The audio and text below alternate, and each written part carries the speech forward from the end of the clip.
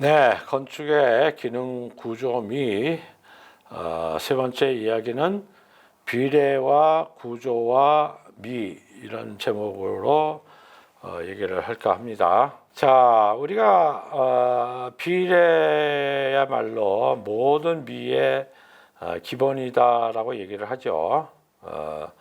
아름다운 그림이나 어떤 물체나 이런 걸 볼 때 그 안에는 아주 좋은 비례가 있다 이렇게 판단을 하고 그것이 미의 원천이다 이렇게 얘기를 합니다. 자, 그런데 그 비례라고 하는 것은 또 수학적인 것과 굉장히 관계가 깊다는 것이 매우 흥미롭죠. 예컨대 우리가 황금비를 만들어내는 피보나치 수열 같은 경우를 보시면 피보나치 수열이라고 하는 건 뭐 숫자로 만들어진 하나의 비율이죠.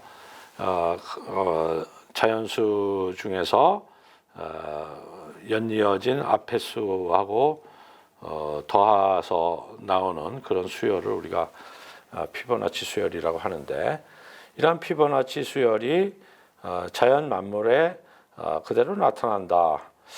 참 신기한 일이죠. 수학과 어떻게 자연이 수학을 배운 것도 아니고 이렇게 나타날까. 이런 고등 껍질의 그 나선형이라든가 심지어는 은하계의 소용돌이라든가 이런 것들이 다 피보나치 수열하고 관계가 있고, 저런 명화 진주귀걸이를 하는 소녀죠. 저런 것도 어떤 비례나 구도가 이거하고 관계가 있다는 얘기입니다. 더 나가서 뭐 해바라기 씨가 이렇게 배열된 모습도 그런 것이고, 이런 아름다운 비례와 배열들을 건축이 또 이렇게 따라서 하는 것 또한 뭐 당연한 일입니다. 오른쪽에 브루노 타우트가 설계한 유리 파빌리언이라고 하는 것도 결국 이 유리의 배열은 왼쪽에 해바라기 씨의 배열과 같은 피보나치 수열로 배열되어 있다. 가우디의 사그라다 파밀리아의 지하 성당으로 가는 계단, 저것도 위에서 이렇게 찍으면 그 똑같은 비례로 보이죠. 자, 이게 이제 결국 황금비로 나타나게 되는 것입니다. 뭐 우리가 대표적으로 아름답다고 생각하는 노트르담 성당이나 파르테논이나 타지마할이나 이런 것들의 주요 부위의 프로포션을 보면 전부 황금비로 만들어졌다라는 것을 알 수가 있습니다. 이런 것들이 결국 무엇을 얘기를 하느냐? 결국 우리가 미라고 하는 것을 느끼는 어떤 감각이라고 하는 것은 굉장히 본래적인 것이고, 이 인류의 유전자 가운데서 이렇게 유전돼서 내려오는 것이다. 그렇기 때문에 우리가 학습을 통하지 않고도 어떤 오랫동안 알아왔던 그런 미를 보는, 미적인 비례를 보는 순간에 안에서 미적인 반응이 우러나오는 것이다. 이렇게 얘기할 수가 있는 거죠. 그래서 비트루비우스는 이렇게 얘기를 합니다. 신전 건축을 지을 때는 각각의 부재에다가 인체 건축에 비례되는 적용되는 비례 규칙을 써야 된다. 이렇게 이제 얘기를 합니다. 자, 그러면 인체의 비례가 뭘까요? 인체 비례가 왼쪽 그림에 있습니다. 레오나르도 다빈치가 그린 그림입니다. 오른쪽에 설명이 있죠. 인체의 중심은 배꼽이고 팔다리를 뻗은 다음에 캠퍼스 중심을 배꼽에 맞추고 권을 돌리면 팔 손가락 끝과 두 발의 발가락 끝이 원에 붙는다.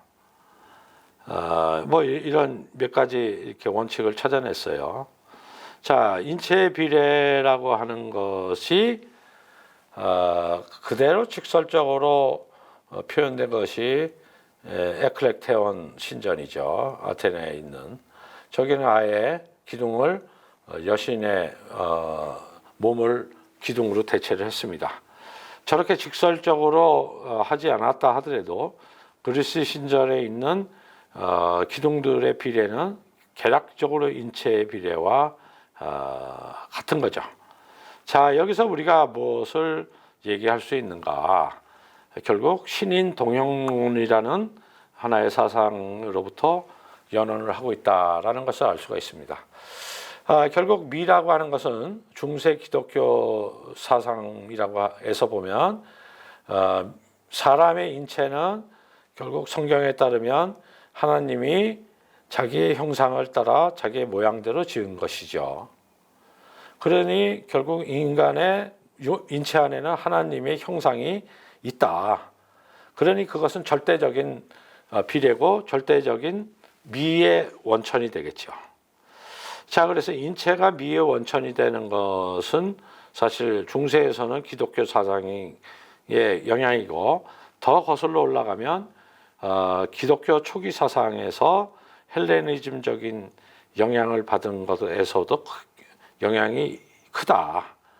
또 헬레니즘 사상이라는 것은 결국 이 비트로비우스나 이런 데서 밝히듯이 결국 신인 동영론, 그리스 때 신이라고 하는 것은 뭐 제우스를 비롯한 모든 신이 다 인체를 가졌잖아요. 그러니까 결국 신의 모양새는 인간하고 똑같다. 거기서부터 시작돼서 나온 인체에 대한 어떤 미적인 표준, 그것이 건축에까지 와서 이런 언급이 나온 것입니다. 그러면 인체라고 하는 것은 또 뭘까요? 결국 그렇죠. 인체도 자연의 일부분이니까 역시 앞에 보았던 여러 가지 자연이 가졌던 황금비나 이런 것들이 인체에 비해 또 적용이 됐겠죠. 그러니까 결국 자연에 보편적으로 있는 그런 비례의 원칙이 인체에도 와 있는 것이고, 인체를 닮은 건축물의 비례에도 적용이 돼서 그게 미의 표준이 된 것이다. 이렇게 볼 수가 있는 것입니다. 그래서 어쨌든 고전주의적인 아름다운 비례의 원칙은 인체, 그리고 신, 그리고 자연 만물, 이렇게 그 근원을 찾아볼 수가 있을 것입니다. 자, 그렇게 된다고 봤을 때 건축 형태라고 하는 것이 우리가 고전주의적인 그런 데서는 그 절대적인 어떤 비례의 원칙에 의해서 만들어졌다, 이렇게 볼 수가 있고, 그것이 예컨대 뭐 고딕에서도 적용이 되고, 특히 오른쪽에 르네상스식 건물에서는 그런 고전주의적인 비례가 건물의 모든 곳에 적용이 되겠죠.